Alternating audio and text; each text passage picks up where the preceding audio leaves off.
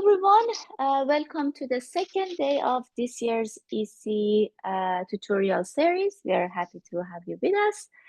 We have two great tutorials today, starting with one on a regret minimization perspective on bilateral trade. The tutorial is by Martino Bernasconi and Federico Fusco. Martino is a postdoc at the Computer Science Department at Bocconi University, and Federico is an assistant professor at the Department of Computer Control and Management Engineering at the Sapienza University of Rome. They are both experts in the area of algorithmic game theory, online learning, and multi-agent learning. So we are very excited to learn from them. So the tutorial is going to be in two sessions. I think Federico is going to tell us more details. So without further ado, Federico and Martino, take it away. Okay. Hi, everyone. Thanks you all for being here, and thanks Vaide and Alan to organize the tutorial, this tutorial session. Okay, great. As Vaide introduced, this tutorial will be about this exciting recent line of research that is at the intersection of online learning, so machine learning, and economics. So let's start with a brief plan for today. The material is divided into three slots. We will have a 30-minute-ish introduction to bilateral trade, so without any learning on it at the beginning. Then Martino will delve into the technical part in the second section, where the topic will be, okay, what are the results that we can get for game from trade maximization in this online learning model? And finally, we will have a brief section devoted to what are the related models and the future directions of research. And the idea is to have a 15 minutes break inside the second part, so that you are forced to stay also for the break. And finally, we plan to be over in less than 2 hours, so that we can go for dinner and you can go for lunch earlier. Okay, great. So let's start. Introduction to bilateral trade. The model is extremely simple. There are two agents, a seller and a buyer, that want to trade a good. And we are the intermediary. We are in the middle, and we want this trade to happen. Now, what is the tweak? This is EC. So this is a game theoretic setting. Both agents have private valuation, and they want to maximize their own utility. Okay, so in particular, whatever way of making this trade happen you design, they will try to strategize in order to maximize their own guarantee, and you have to design something that is robust to this type of behavior. And this model is extremely simple, but has a rich variety of applications. So you have to imagine, I don't know, ride-sharing platforms. You have a car, and you are the driver. You are proposed by the app a certain price and a certain driver, and the driver can decide the passenger can decide which driver to choose. And also in e-commerce, you can imagine that this very simple mechanism setting is extremely meaningful. Okay, so this is the model. Now let's try to see what is the contribution, or the perspective, the economic perspective on it. Well, this is simply mechanism design, okay? And so we know that we have direct revelation principle. So to design a mechanism, we just need to specify two things, in this case, three. We need to specify an allocation region, so an allocation rule, and pricing rules. We have two agents, so we will have a pricing function P to the seller and a pricing function Q to the buyer. Now, throughout this tutorial, we assume that the evaluations of the agents are in 0, 1. And in particular, we mainly focus on deterministic mechanisms. So a mechanism is just a function. There is no randomization behind it. Okay, so in particular, what we are looking for is an allocation region where the trade happens, and then we have to decide how much every agent is paying. Okay, and note that here there is an asymmetry with respect to the standard, let's say, mechanism design that we know and love, while Q, so while the function to the buyer is a price that we receive from the buyer, for the seller, this is different because we imagine that will be an amount of money that will be transferred to the seller. Okay, so we have this asymmetry in the two agents. And what are the properties that we want to enforce? I mean, clearly, dominant strategy incentive compatibility, meaning that we want truthfulness to always be a dominant strategy, no matter what the other agents does. And second, we want ex post individual rationality, meaning that if an agent participates to this mechanism, then it knows that it will not lose money. Okay, so these are the two properties. Now, let's say algorithmic game theory 101 should, if you follow the class, it should ring a bell because this is a single parameter environment because both agents have only one number that represent their interest in the item. So we can exploit with some let's say massaging of the definition Meyerson like seminar result on mechanism design for single parameter options. And in particular, we know that a mechanism is always characterized by an allocation region that is monotone, while here monotonicity has a slightly different flavor than usual, because it's monotone for the seller in one direction. So the smaller the bid of the seller, and like let's say the more likely we are for the trade to happen, while for the buyer, the highest its bid, the highest is the likelihood of having a trade. So in particular, we can define this notion of monotone allocation regions. They're just like blobs in the 0-1 square that are closed if we go left and if we go up. So if we go left or up, we cannot exit this allocation region. And once we have a monotone allocation region, then the payments are induced by Meyerson rule, so the critical payments. In particular, if let's say I have a bid S prime B prime, what the buyer will be charged will be the smallest value, such that so the smallest y, such that S prime y is still in the allocation region. So in particular, it will be the y coordinate of the intersection of this lower intersection. While for the seller, it will be the same time, but with the role reversed. So it will be the largest value such that this point moving on the right is still in the allocation region. So in particular, with this bid S prime and B prime and with this allocation region, what happens is that the buyer will pay this blue interval, let's say, while the seller will receive this yellowish value. And this is a characterization of all the mechanisms for bilateral trade that are dominant strategy incentive compatible and ex post individually rational. Okay, so we just need to design a monotone allocation region, and then the payment are made accordingly. So if you have any question, please unmute yourself. If there are like more elaborate questions, maybe we can exploit the Q&A break at the end of this hour. Great. So now we have these two rules. We have dominant strategy incentive compatibility. We have individual rationality. What is the third thing that we would like to have? Efficiency maximization. So we would like the trade to happen every time that the buyer is happier with the item than the seller is for keeping it.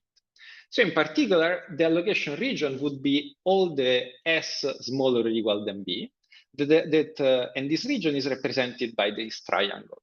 Now, this is not the end of the whole story. Why? Because let's consider what happens, for instance, if the bid is 1/4 for the seller and 3/4 for the buyer. Okay, if this is the case, then what happens is that the trade happens, so the item goes from the seller to the buyer, but the buyer pays 1/4, while the seller receives 3/4. This means that the mechanism actually has to subsidize this trade by a large amount, 1/2. And this is not like something pathological. This is a well-known and studied phenomenon that has been already investigated by Vickrey in his seminal paper in '61. So full efficiency can only be achieved by subsidizing the market. What we have seen so far is kind of like a proof by picture for the class of dominant strategy incentive compatible mechanisms that are also individually rational. But like 20 years later, Meyerson and Satterthwaite actually proved a stronger result, meaning that full efficiency is not possible even if we weaken the incentive compatibility and individual rationality constraint. And in particular, this idea of the mechanism not subsidizing the market is called in this literature budget balance. And this impossibility result also even if we only assume that the mechanism enforces expected budget balance. So in expectation, there is no loss. Okay. Now, given this impossibility result, we are computer scientists. What is the thing we could think of? Well, maybe we can get some approximate result. Okay. But in order to kind of provide approximation result, then we need some well-defined metrics. And in particular, the two metrics that are more known for the economic efficiency are the social welfare and the gain from trade. Now, the social welfare simply measures, here is the formula, simply measures the happiness of the system at the end of the trade. So if there is a trade, the value is B, because the buyer is holding the item. If there is no trade, it is S, as simple as this. While the gain from trade measures the increase in the total happiness. So if there is a transfer, if the good goes from the seller to the buyer, then it means that the happiness went from S to B. So we have to measure the increment that is B minus S. Okay. Now these two metrics are not like orthogonal. In particular, we can rewrite the social welfare, and this is and we can see that the social welfare is just the gain from trade plus the valuation of the seller. Now, to get some intuition of what's going on, we can see on the left that if the upper left blue point is the bid, is the valuation, because now everything is incentive compatible, then the social welfare is B, while if there is no trade, so up lower right blue point, then the social welfare is S, because the seller is keeping the item. On the right, we see what happens for the gain from trade. If there is no trade, then the gain from trade is 0. If there is a trade, then the gain from trade is B minus S. Okay, as simple as that. And once we have this metric, then it's clear what is the answer that we can ask ourselves. That is, okay, what is the best approximation that we can get of social welfare or gain from trade if we are restricted to the class of dominant strategy incentive compatible, individual rationality and individually rational and budget balance mechanisms. Now, in order to specify exactly how to formalize this budget balance notion, we present here the two most common notions. So one is the weak budget balance, and the other is the strong budget balance. So let's start from weak budget balance. A mechanism enforces this property if it never subsidizes the market. So what does it mean? It means that the profit, regardless of the evaluations, is always non-negative. Okay, so it is possible that the mechanism extracts some profit, but the mechanism cannot subsidize it. And keep in mind that this is like the notion that is used in the Meyerson and Satterthwaite impossibility result. And keeping in mind kind of the geometric representation of a mechanism, we can characterize those mechanisms, say, okay, a mechanism enforces this property if these two quantities, P up, let's say P up and Q, okay, no, this is, sorry, it's P up and Q down, if these two quantities are such that P up is smaller or equal than Q down. And actually, this is a characterization, and the argument is fairly easy. Well, on the one hand, let's say that I have a mechanism that respects the weak budget balance condition, so the profit is always non-negative. Then it means that if the bid is 0,1, then Q01 minus P01, so keep in mind Q and P so far are like the pricing functions. This is exactly equal to what? To Q down, because this is the intersection with the left side of the square with the boundary of the allocation region, minus P up. And by weak budget balance, this difference has to be non-negative, and thus Q down is greater or equal than P up. So this is one implication. The other implication is also fairly easy. Now, let's say that we have a mechanism such that P up is more or equal than Q down. Then for any bid SB, what happens is that QSB will be greater or equal than Q down by the monotonicity of the allocation region. That is greater or equal than P up by assumption. That in turn, by monotonicity, is greater or equal than PSB. So you see, this means that for any bid, the profit will be non-negative, and thus the mechanism is weak budget balance. So you see, we started with a game theoretical problem, and we end up with a geometric problem. We just want to find a good allocation region that is monotone, and such that if we look at the intersections with the with two sides of this square, we have a certain ordering. Nice. If we look at the to the class of weak budget balance mechanism, I mean, if you think about the most natural subfamily in it is given by fixed price mechanisms that do exactly what you think they would do, meaning that a mechanism is fixed price if it is characterized by two numbers, a price P to the seller and a price Q to the buyer. And the trade happens if and only if both agents agree to these prices. Now, in the fancy geometric representation that we saw earlier, this corresponds to a mechanism that allocates in the region 0P times Q1. Okay. Now, this family of mechanism has the good property of being simple. It's just two numbers. And on top of that, you do not need the agents to reveal their bid, because you just post the prices and they just reveal whether they like it or not. As simple as this. Okay. Now, one may be tempted to say, okay, fixed price mechanisms are kind of a subclass that it does not describe all this rich geometrical structure. But actually, if we are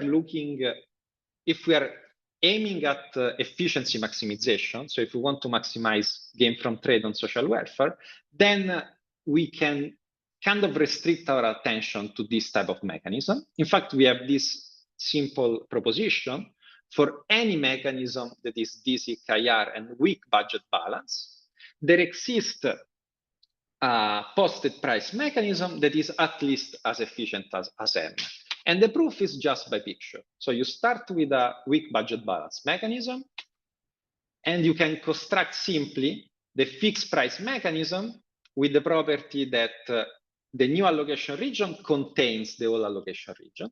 So the efficiency is at least as good as the initial efficiency, and it is posted price. And note, this mechanism is okay because we had the inequality on P up and Q down. Okay.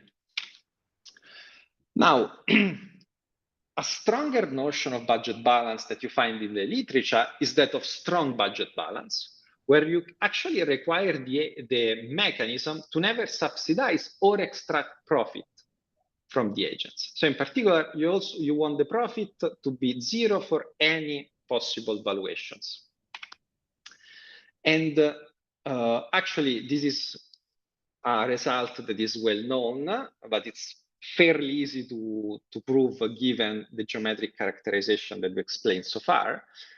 Any strong budget balance mechanism is just a fixed price mechanism where we have the same price to the seller and the buyer. So any DSIC, individually rational and strong budget balance mechanism, has an allocation region of the form 0P1, meaning that it posts a price and there is a trade if and only if both agents are happy with this price. Great.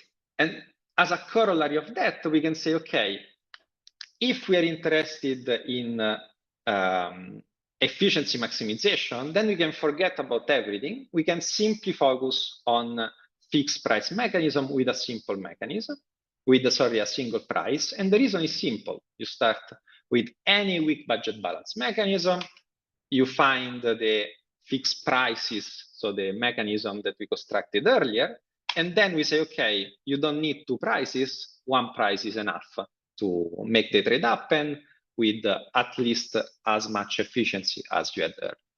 Okay, so to wrap it up, this super simple, let's say, series of characterization on bilateral trade, we have to take home three messages. First, any deterministic mechanism for this problem has a natural geometric visualization. And for efficiency maximization, you can just restrict to fixed price mechanisms. And finally, if you look at strong budget balance, then you are only setting a single price. So you can forget about everything, you just have to post one single price. Okay, so these are like the 3 points that I think are important of this first part. Now let's see what are the results that we have along this line of work. Okay, the standard setting that has been studied a lot both by economists and computer scientists is the Bayesian setting. So we have all this set up and we say, okay, we need some assumption on the agents. What is the simplest assumption? Okay, the valuation of the seller and the valuation of the buyer are drawn independently from some known distributions. Okay, now there is a long line of research that say, okay, what is the fraction of the optimal social welfare? Then we can extract. And for social welfare, there is a positive result, meaning the best fixed price mechanism extract a constant fraction of the optimal social welfare. Well, the optimal social welfare is just like the expected value of the max between S and B. Okay, so there is no mechanism design there. While for gain from trade, we have a negative result. So for no fixed price mechanism can extract a constant fraction of the best gain from trade. And this was, actually there was a breakthrough result 3 or 4 years ago by Deng et al. That proved that if we can DSIC to peak, so if we only require incentive compatibility in expectation, then actually we can get a mechanism that extract a constant fraction of the optimal gain from trade. Okay, so this is the results, let's say more classical results that you may have heard of. And the take-home message, yes, Alan? Is the BS mechanism a simple mechanism that gets a constant fraction? See, yes, the mechanism is fairly easy. It's just, okay, with a certain probability P, you just ask the seller to set a price. With probability 1 minus P, you ask the buyer to do the same. Okay, so you can see this is not DSIC, but it's big. And this extract a constant fraction of the revenue. Thank you. And take-home message, from a multiplicative approximation point of view, there is a separation between these two notions of these two metrics of efficiency. Okay, this was like a recap on let's say classical bilateral trade. Now this tutorial and like the line of research that it explores, it presents, starts from a simple question. So what if we do not know any prior on the agent's valuation? What can we opt for? Now, this is not like a random question. You can imagine that in some application, you may have not enough historical data to reconstruct the distributions. Maybe there are no distributions because we are talking about a phenomenon that changes continuously. And also, in some applications, and we will see, it makes sense to have a censored feedback on the data. So And like with this sensor feedback, it's not clear what amount of what we can extract from the distribution.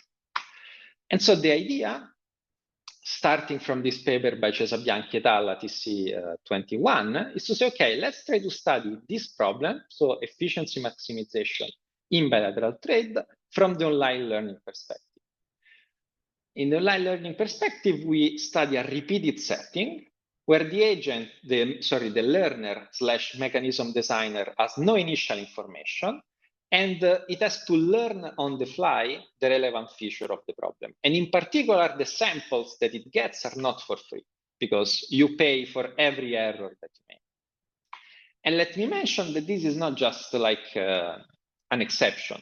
There is a very rich line of research that spans the EC community, theory community, StockFox and Soda, and also more applied conferences like ICML and NeurIPS that says, okay, what can machine learning and online learning tells us about the classical mechanism design problem that we know and love? Okay, so here we have only some of them, and in particular, this tutorial is about the line about bilateral trade, but really there are many of them with very nice results.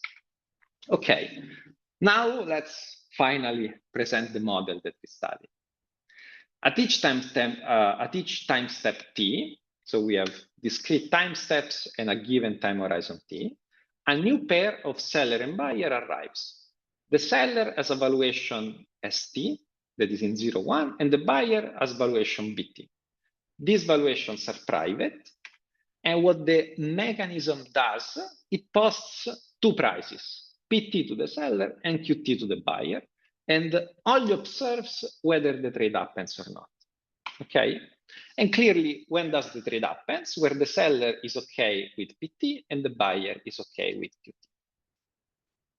Extremely simple. And what is the metric that we want to use to measure the performance of our algorithm?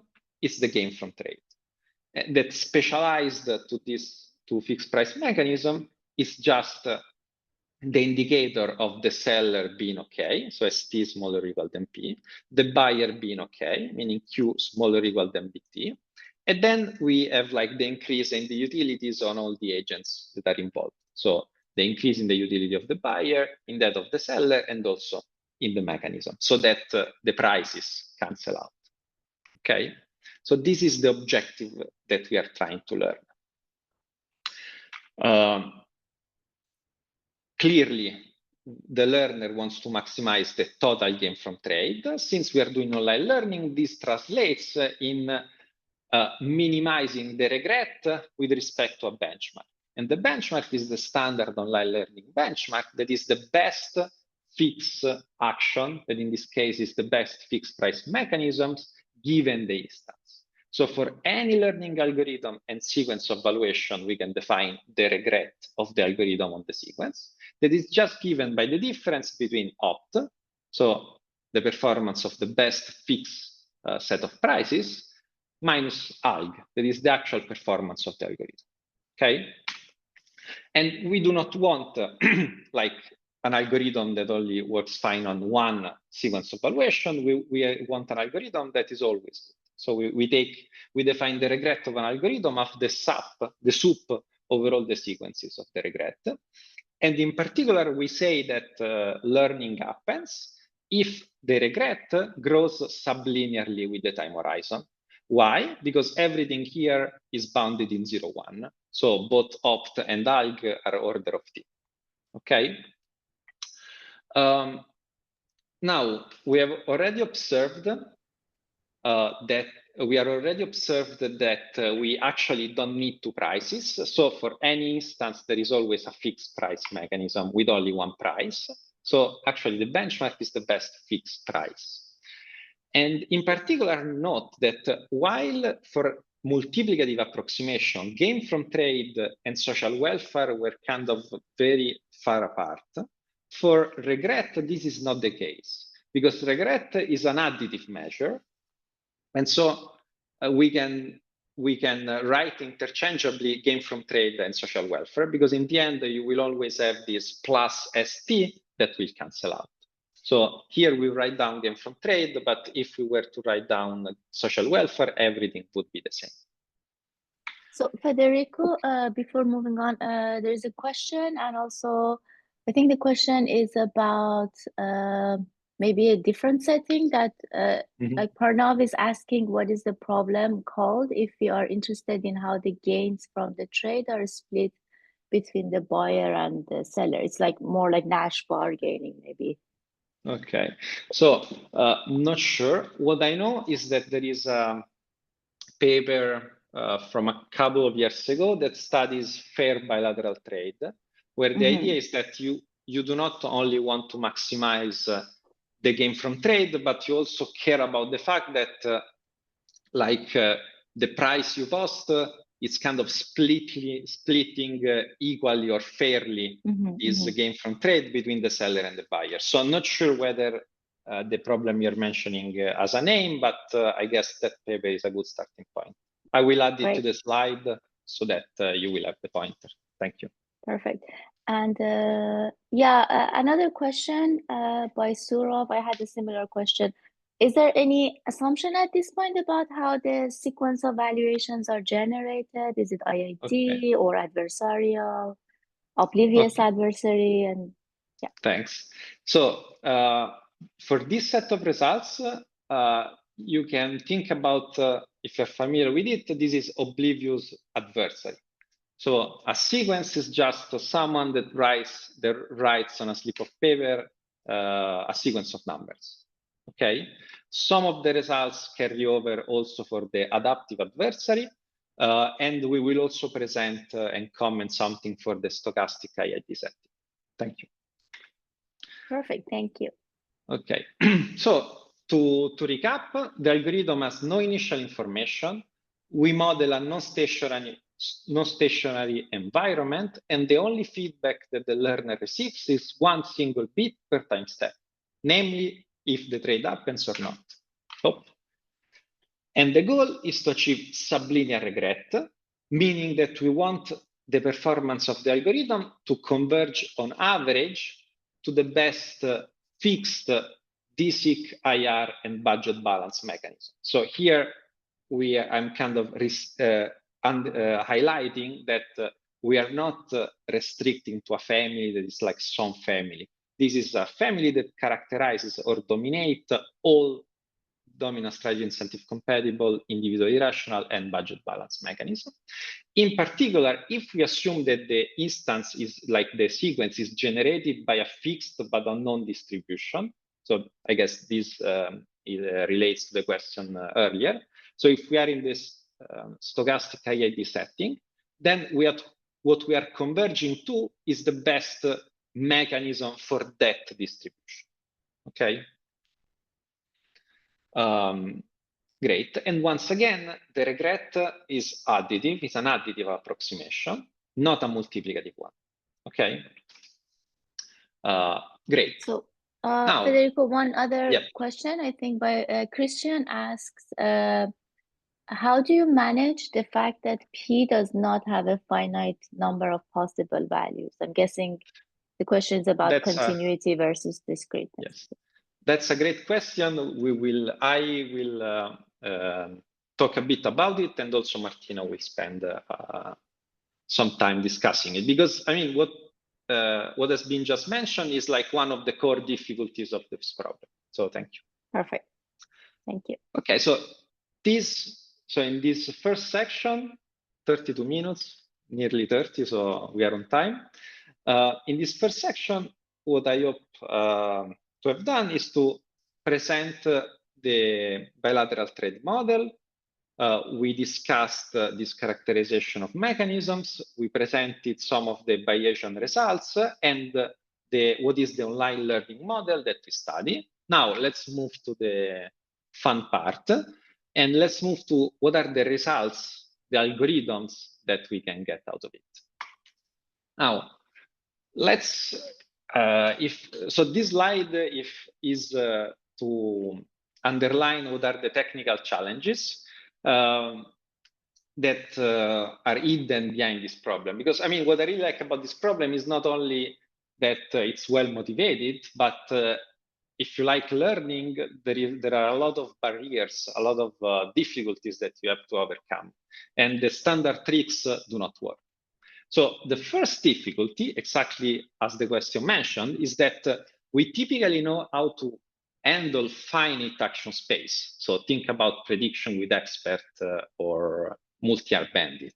While here the action space is continuous, so every pair of prices. Second, we know how to handle regular objectives. So we know how to do linear bandits, Lipschitz bandits, or how to do online convex or concave optimization. Here, if we look at this function that maps PQ to the gain from trade that you can extract from price PQ, this is highly irregular. So this is discontinuous, this is non-upper or lower semi-continuous, this is a mess, okay? So the typical tricks do not work. And finally, this is, I think, finer, is more subtle. We are, I guess, kind of used to think about online learning, assuming that we have access to the performance that we have every day. So we play an arm, we observe its loss or its profit. This is not the case. We know that our performance is measured in terms of the gain from trade, but we only observe one bit of feedback. And this is like a crucial difficulty. Okay, so these are the technical challenges. Let's start digging into it. The most natural starting point is to say, okay, in the Bayesian setting,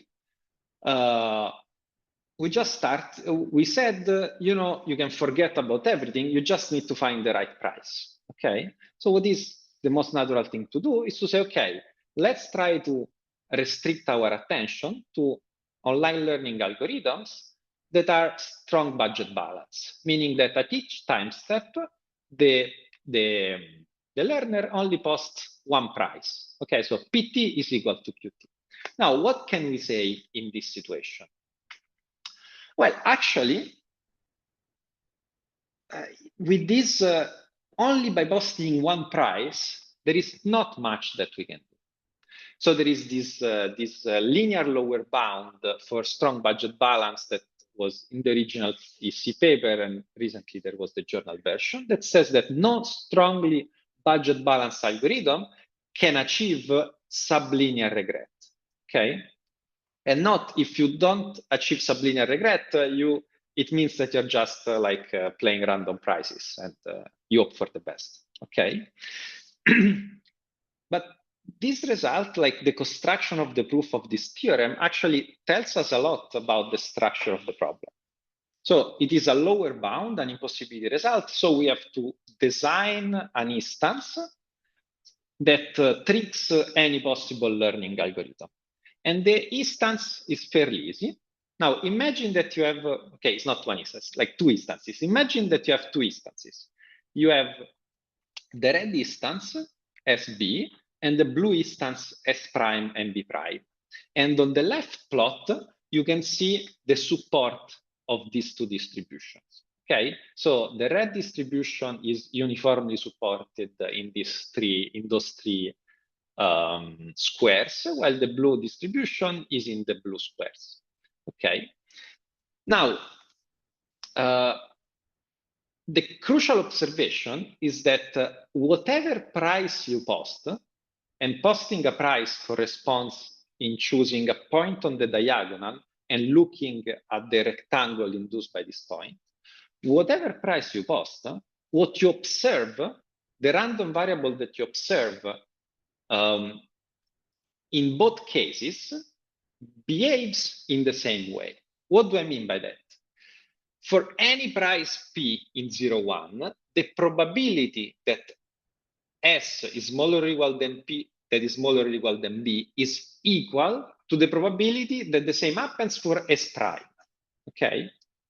So it does not matter which post you price. So whatever you do, you will always observe a Bernoulli with a bias that depends on P, not on the instance. So this means that you cannot learn anything. And this is a problem. Why? Because if you look on the right, and if you look like at the expected gain from trade, you see that the best fixed price is different in the two instances. So if the instance is the blue one, you want to post price 3/8.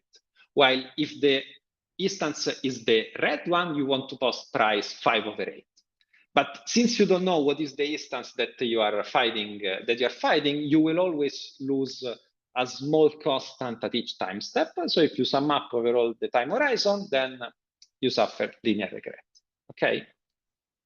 So let me think. Okay. So to wrap it up, first attempt, trying to learn the best price by only posting one single price. That is the optimal thing to do in the Bayesian setting. This does not work because you can construct instances where you cannot discriminate,